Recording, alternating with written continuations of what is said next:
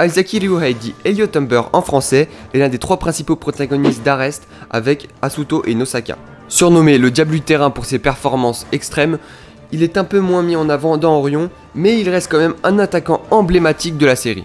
Histoire. Aizaki joue au poste d'attaquant dans l'équipe de Polaris.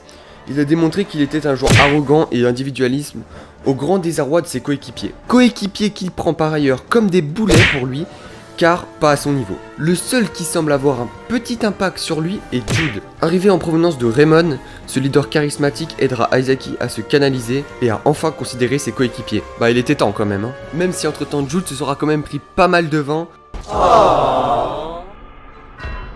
Aizaki c'est un peu comme l'attaquant par excellence de votre club de foot qui ne pense qu'à marquer. Pour lui vous êtes inutile et vous ne servez à rien à part à lui passer le ballon. Je peux savoir ce qui s'est passé? Et pourquoi je n'étais pas au courant? Son parcours.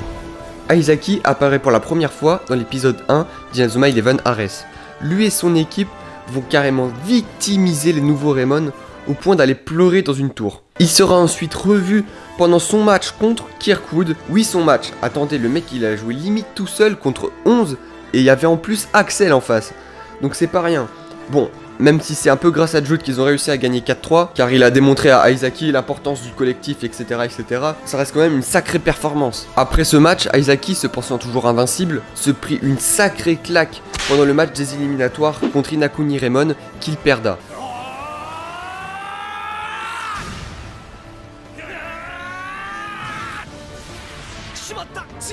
Puis une seconde claque, le match d'après contre Utei, 3-0, qui lui vaudra une belle élimination en prime. Mais bon, vous imaginez qu'il pouvait pas partir comme ça quand même.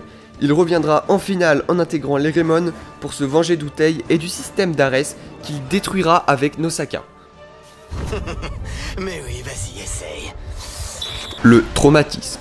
La seule personne qui semblait avoir un réel impact sur le diable du terrain était son ami d'enfance Akane, en qui je le soupçonne d'avoir des sentiments pour elle, enfin bref. Akane est hospitalisée depuis qu'elle a reçu des traitements d'Ares. Elle ne parle plus, ne sourit plus, bref, plus la Akane qu'Aizaki avait connue. Ce qui provoqua en lui une rage extrême envers Ares. Il dit que c'est cette rage qui l'anime quand il joue au foot. Heureusement, à la fin d'Ares, Akane dit toute la vérité à Aizaki, qu'elle faisait ça pour contrer Ares, qu'elle ne l'avait jamais oublié, etc., etc. À partir de là, Aizaki se met peu à peu à jouer au foot par plaisir. Un plaisir qui continuera d'alimenter au sein d'Inazuma Japon, avec un Jude qu'il considère maintenant comme son mentor et son ami. Pour Jude, il faut que Aizaki trouve sa lumière, tout simplement. Une lumière qu'il partagera avec Kira Hiroto, devenu son rival au sein d'Inazuma Japon. Rivaux qui par ailleurs nous donneront une technique combinée plutôt ultra stylée.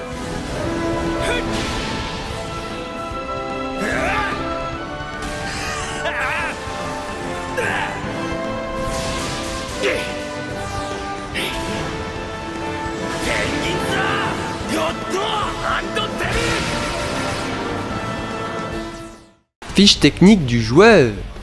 En frappe, je lui ai mis 90, coef 1,5 parce que c'est un attaquant. En défense, 48, coef 0,5 parce que c'était pas un défenseur. En maîtrise, 88, coef 1,5 toujours. Ensuite, tout le reste, c'est coef 1. En passe, 80. En précision, 83. En vitesse, 94. En endurance, 92. Et en physique, 90. Pour une note totale de 91. Donc voilà, la vidéo touche à sa fin, j'espère qu'elle vous aura plu. Donc la présentation d'Aizaki. Si vous voulez que je fasse d'autres vidéos sur des présentations de joueurs, n'hésitez pas à me le dire en commentaire. C'était Rems et je vous dis à très bientôt pour une prochaine vidéo.